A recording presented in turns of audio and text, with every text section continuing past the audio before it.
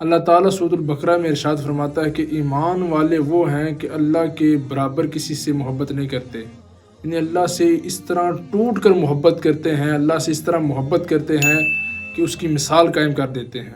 اس مثال قائم کرنے کی ایک روایت مسند احمد بن حنبل میں ملتی ہے۔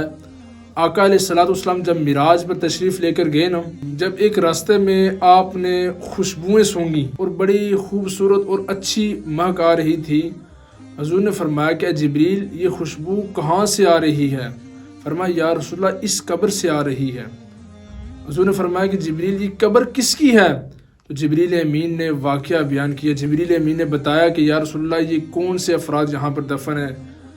آپ نے فرمایا کہ یا رسول اللہ صلی اللہ تعالی علیہ وسلم، فرعون کی ایک باندی تھی، اس نے اللہ تعالیٰ پر ایمان لایا، موسیٰ پر ایمان لایا، لیکن اس نے اپنا ایمان اخفا رکھا، پوشیدہ رکھا، یعنی کہ وہ محل میں رہتی تھی، فرعون کی بیٹیوں کی خدمت کیا کرتی تھی، لیکن اس نے اپنا ایمان ظاہر نہیں کیا۔ ہوا ایک دن یہ کہ وہ ایک فرعون کی بیٹی کو کنگھی کر رہی تھی، اس کے ہاتھ سے وہ کنگھی نیچے گر جاتی ہے، وہ کوم اس کے ہاتھ سے نیچے گر جاتا ہے، تو وہ کہتی ہے بسم اللہ۔ جس طرح عموماً ہمارے معاشرے میں بھی عورتیں کوئی چیز گر جائے یا بچہ گر جائے تو زبان سے بے ساختہ کلام بسم اللہ ہی نکلتا ہے، اس باندی کے منہ سے نکلا بسم اللہ۔ فرعون کی بیٹی اس سے مخاطب ہو کر کہتی ہے، حیرت کی نگاہ سے اسے دیکھتی ہے اور پوچھتی ہے کہ یہ اللہ کون ہے؟ تو فرعون کو خدا مانتی ہے، پھر یہ اللہ کون ہے؟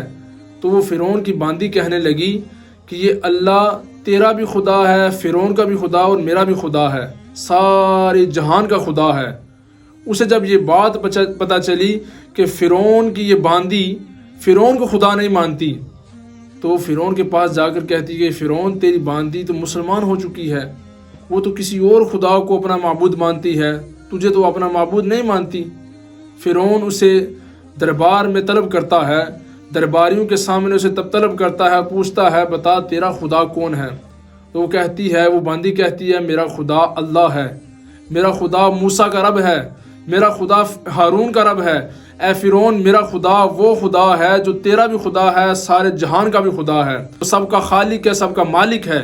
جب اس نے اللہ کی توحید بیان کی نا، اللہ کی محبت میں غرق ہو کر نا جب توحید بیان کی نا، تو فرعون کو جلال آ گیا، اسے غصہ آ گیا۔ اب درباریوں کے سامنے اس کی عزت کا معاملہ تھا، لوگوں کو وہ کہتا تھا میں خدا ہوں، لیکن اس کے گھر کی باندی اسے خدا نہیں مانتی تھی۔ اب اس نے کیا کیا؟ اس نے کہا کہ ایک بڑا سا کڑا لایا گیا، جسے دیگچا بولتے ہیں، بڑی سی تھال لائی گئی، اس میں آئل ڈالا گیا، تیل ڈالا گیا اور اس تیل کو تپایا گیا، خوب گرم کیا گیا، یہاں تک کہ وہ تیل ابلنا شروع ہو گیا۔ اب کیا؟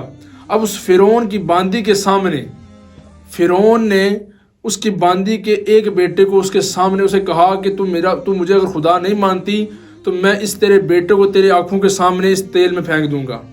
وہ فرعون اس باندی کے ایک بیٹے کو اس کے آنکھوں کے سامنے تیل میں پھینک دیتا ہے، لیکن یہ صبر کرتی ہے، یہ باندی اللہ سے دعا کرتی ہے کہ اللہ مجھے اس پر صبر عطا فرما، اس پر ہمت عطا فرما، تاکہ میں تیری توحید پر قائم رہ سکوں، تیری وحدانیت پہ، تیری ایمان پر قائم رہ سکوں۔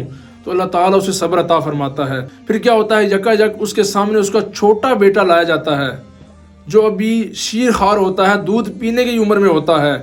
وہ جب اس کے سامنے لایا جاتا ہے نا، تو فرعون کہتا ہے کہ اگر تو مجھے خدا نہیں مانتی تو میں اس بچے کو تیری آنکھوں کے سامنے اس جلتے ہوئے آئل میں، تیل میں پھینکنے لگا ہوں۔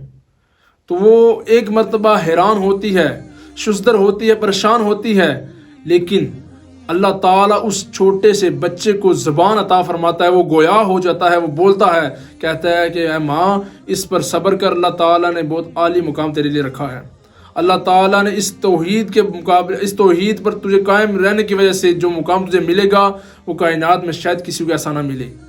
جب وہ یہ کلام کرتا ہے، ماں کا ایمان زیادہ مضبوط ہو جاتا ہے، تقویت مل جاتی ہے اس کے ایمان کو، وہ قائم رہتی ہے، اس کی آنکھوں کے سامنے اس کے بیٹے کو تیل میں ڈال دیا جاتا ہے۔ اب باری آتی ہے ماں کی، یعنی اس باندی کی باری آتی ہے۔ اب وہ باندی سے آخری بار پوچھتا ہے فرعون، کہتا ہے کہ اگر تو مجھے خدا مان لے تو تیری جان بخش دوں گا۔ عزیزو، جان کس کو پیاری نہیں ہوتی؟ ہر انسان کی خواہش ہوتی ہے، بلکہ قیامت کے دن قرآن فرماتا ہے کہ جب قیامت کے دن حساب و کتاب والا معاملہ ہوگا نا، جب انسان کی جان پھنس جائے گی نا، تو وہ کہے گا مجھ سے سب کچھ لے لو، میری ماں لے لو، میری بہن لے لو، میرا بیٹا لے لو، میری بیوی، یعنی کہ ہر چیز مجھ سے لے لو، مجھے چھوڑ دو، مجھے جنت میں داخل کر دو۔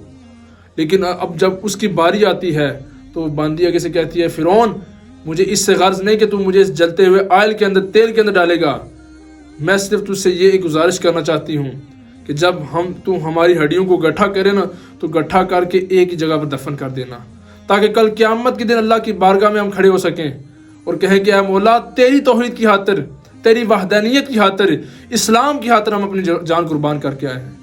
پھر وہ کیا کرتا ہے، پھر وہ باندی کو بھی آئل میں پھینک دیتا ہے، تیل میں پھینک دیتا ہے۔ یکا جگ جیسی وہ تیل میں گرتی ہے اس کی ہڈیاں ابھر کر اوپر آ جاتی ہیں، گوشت ہڈیوں سے، جسم سے الگ ہو جاتا ہے، جدا ہو جاتا ہے۔ وہ اس ہڈیوں کو اٹھا کے پھینک دیتا ہے، ایک جگہ دفنا دیتا ہے۔ جبریل امین فرمانے لگے یا رسول اللہ، اللہ نے اسے یہ انعام عطا فرمایا دنیا میں کہ قیامت تک اس کی قبر سے خوشبو آتی رہے گی۔ یہ ہے اللہ سے محبت کا، اللہ کی وحدانیت کو قبول کرنے کا انعام۔ جس نے بھی اللہ کی وحدانیت کا اقرار کیا اور اس پر ڈٹا رہا، اس پر ثابت قدم رہا، اللہ تعالیٰ نے اسے مقام عطا فرمایا۔ آقا علیہ الصلوۃ والسلام کے صحابی حضرت بلال پر کتنا ظلم کیا گیا، آپ کے جسم پر پتھر رکھے گئے، امیہ بن خلف پوری رات مارتا تھا، لیکن جب خود تھک جاتا دوسرے غلام کو بولتا کہ اے غلام اس بلال کو رات بھر مارتے رہو یہاں تک کہ یہ محمد کا کلمہ چھوڑ دے، یہاں تک کہ یہ اللہ کی وحدانیت چھوڑ دے۔ لیکن حضرت بلال احد کے لفظ کہتے رہتے، واحد کے لفظ کہتے رہتے کہ اللہ ایک ہے، اللہ ایک ہے، میں اس کو چھوڑ نہیں سکتا۔ اور پھر مقام کیا ملا؟ اس دنیا میں صحابیت کا شرف تو ملا ہی ملا، لیکن اللہ تعالیٰ کے حبیب نے انہیں کعبے کی چھت پر لا کھڑا کر دیا۔ سارے عرب کے سردار نیچے تھے، سب نیچے کھڑے ہیں، ابو سفیان، حضرت عمر، بڑے بڑے صحابہ، حضرت ابوبکر، بڑے بڑے صحابہ، جلیل القدر صحابہ نیچے کھڑے ہیں، لیکن اللہ تعالیٰ نے حضرت بلال کو مقام کیا عطا فرمایا، حضرت بلال خانہ کعبہ کی چھت پر کھڑے۔ یہ ہے مقام وحدانیت کا، اللہ کی وحدانیت کو تسلیم کرنے کا، اس پر جتنی مصیبتیں آئیں، جتنی تکلیفیں آئیں، ان کو برداشت کرنے کا۔ اللہ قرآن میں ارشاد نہیں فرماتا الف لام میم احسب الناس ان یترکوا ان یقولوا آمنا فهم لا یفتنون، کہ لوگوں نے یہی سمجھ رکھا کہ ہم ایمان والے ہیں، بس ہم بخشے جائیں گے، ہمیں چھوڑ دیا جائے گا، حالانکہ انہیں مصیبتیں پہنچی نہیں ہیں، وہ آزمائشوں میں مبتلا کیے نہیں گئے۔ جب تک آزمائش میں مبتلا نہیں ہوں گے نا اللہ تعالیٰ مقام عطا نہیں کرے گا۔ جب بھی اللہ تعالیٰ کی وحدانیت کے اسلام پر ڈٹے رہنے کا وقت آئے تو دل کھول کر بجلی رخصت والی راستہ نہ اختیار کرو، درمیانی راستہ نہ اختیار کرو، یا رار یا پار، اللہ کی محبت میں غرق ہو جو، اللہ اور اس کے رسول کی محبت میں غرق ہو جو، اسلام کی محبت میں غرق ہو جو، اللہ تعالیٰ تمہیں بھی جاویداں کر دے گا، تمہیں بھی زندہ کر دے گا، تمہارا نام صدیوں تک۔ اب 4000 سال پہلے، تقریباً 4000 سال پہلے فرعون کی باندی کا کیا ہر جگہ تذکرہ نہیں ہو رہا؟ کیا رسول اللہ نے اپنے صحابہ کے درمیان تذکرہ نہیں کیا؟ کیا قیامت تک اس طرح تذکرہ نہیں ہوتا چلے گا؟ کیا کتابوں میں موجود نہیں رہے گا؟